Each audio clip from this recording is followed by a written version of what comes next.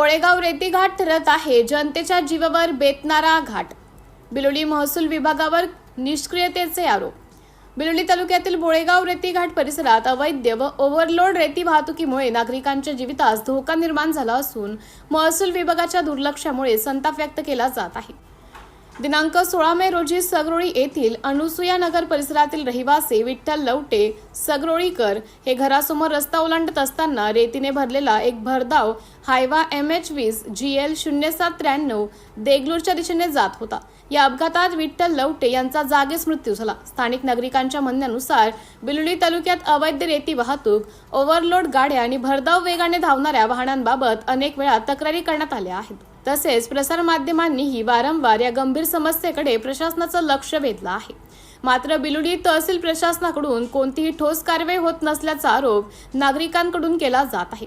स्थानिकांनी सांगितलं की तहसीलदारांना फोनद्वारे माहिती देऊनही रेती वाहतूक नियंत्रणात आणण्यात प्रशासन अपयशी ठरत आहे। त्यामुळे आता बिलोली महसूल विभागाच्या विरोधात आंदोलन करण्याची चर्चा जनतेत सुरू झाली आहे।